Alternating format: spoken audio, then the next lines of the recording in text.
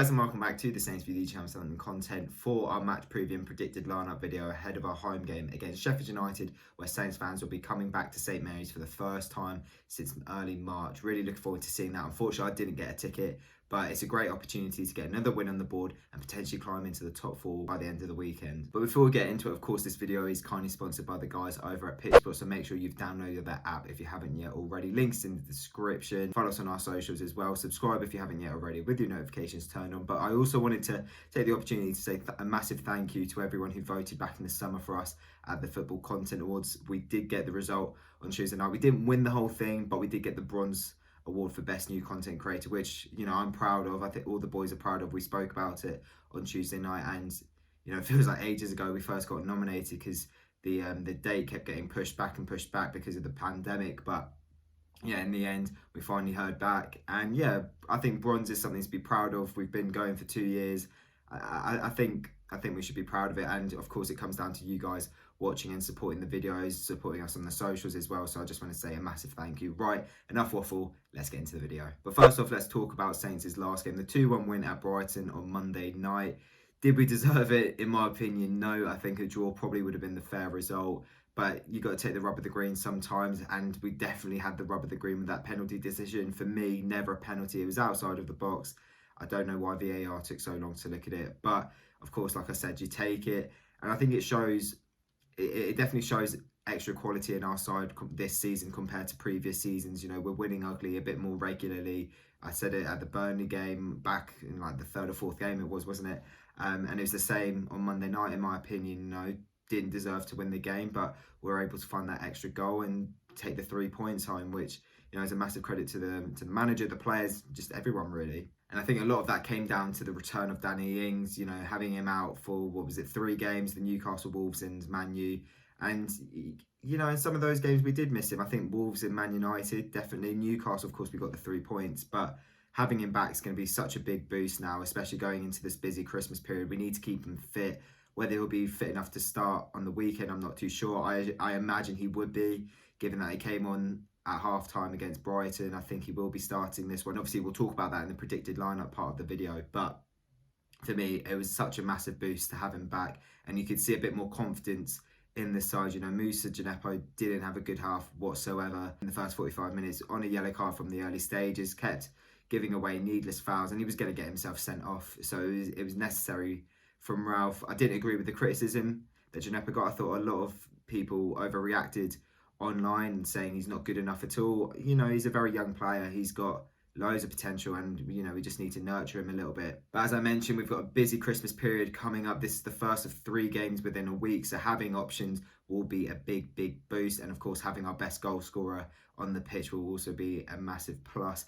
Against what has been a very disappointing side for me, I'm very surprised to see Sheffield United bottom of the league. Not only bottom of the league, but with 1 point, and we'll get onto them in a minute. But for me, it's the easiest game on paper we're going to possibly have all season, let alone this week. So I think it's absolutely vital we pick up 3 points. But let's talk about our opponent, because like I just said then, very surprising for me to see them bottom of the league. Did I think they'd be repeating their efforts from last year? No, not at all. You know, it was a great season for them last term.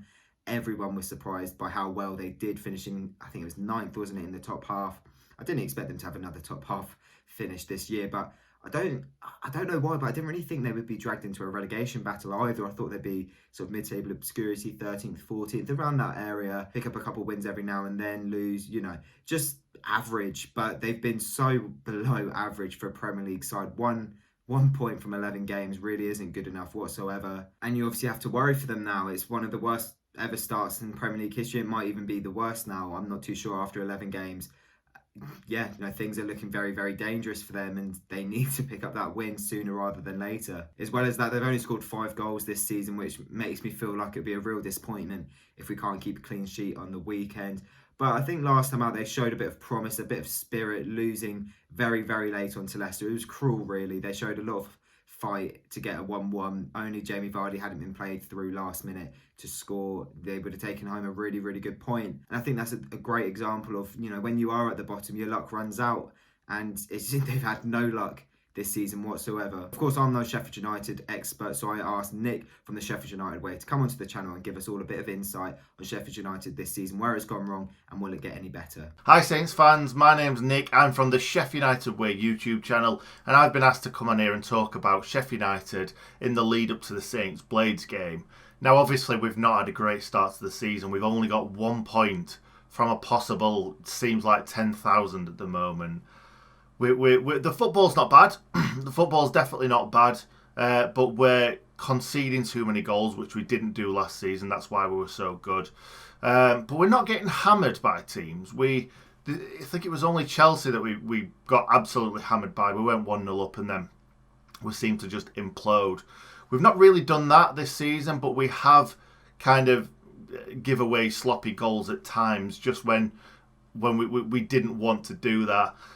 We've not taken our chances. We've created quite a lot of chances, so that's kind of encouraging that we're still creating those chances. We're just not putting them away, even though we've spent a lot of money on strikers, maybe a little bit too much money.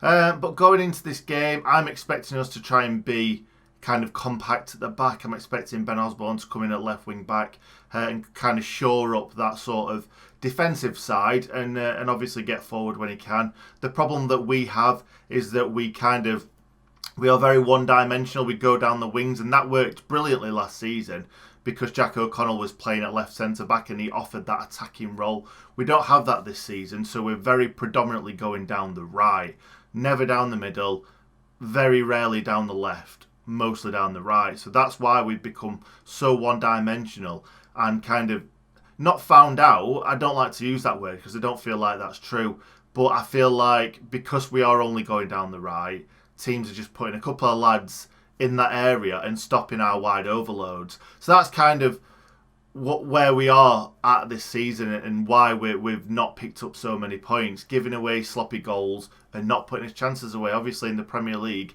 if you're given a chance, even half a chance, you need to put it in the back of the net or you're going to be down at the bottom of the league like we are. So in this game, I'm expecting a defeat like most games this season.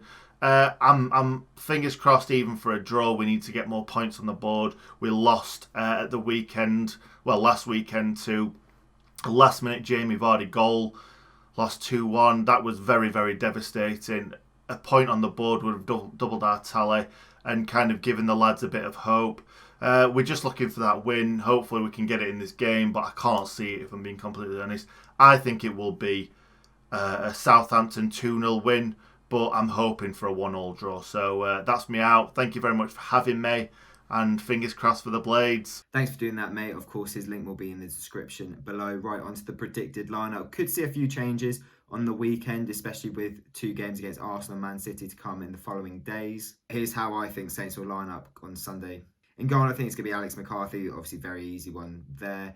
In terms of the back four, maybe we might see Mohamed Salisu come in for his Saints debut, but for me, I think it's going to be an unchanged back four. There's no reason to change it, in my opinion, given that we've had almost a week in between games. However, if we were going to integrate Salisu into the team, this is probably the best one in which we do so to give him a bit of confidence against a side that I don't think will be pressing us too much or offer that much attacking threat. So unchanged back four. In the midfield, I think it's going to stay Romeu and James Ward-Prowse. On the left, I think we're going to see Theo Walcott. On the right, I think we're going to see Stuart Armstrong, and that is because I think we're going to have Danny Ings back in the starting 11, seeing Gineppo drop out, and then Shea Adams is going to partner him up front. Walcott had a bit of a weird game on Monday. Didn't do too much. Had a great chance to give us the lead, but blew it. And it's been an up and down start to his Saints career, I think. He started off very, very well. He's shown promise. He's shown, obviously, glimpses of the player he used to be, but at times it's just not gone for him, and I think maybe that's because he's been playing as a striker. I do think he's more suited to being a winger, and so I think we might see the better side of Theo Walcott on the weekend when we've got Danny Ings up front and he can play in his natural position on the left or even on the right if Armstrong and him alternate. I doubt they would though. So to go over the team again, I think it's going to be Alex McCarthy, Kyle Walker-Peters, Jan Bednarek, Yannick Vestergaard, Ryan Bertrand, Oriol Romeu, James Ward-Prowse, Theo Walcott, Stuart Armstrong, Danny Ings and Shea Adams. Now onto my prediction. For me, I'm very confident for this one. I think it's going to be a routine victory for us. We've coped very well with sides below us in the league when they've come to St Mary's this season, winning 2-0 against all of those said sides. So I think it's going to be another 2-0 win. I think we could batter them. You know, we could get a 3 or 4-0 win. They could come and surprise us and come away with a point, or even, you know, God forbid, 3. I think they are capable of that. But for me, just the way things are going at the moment, we're playing very, very well.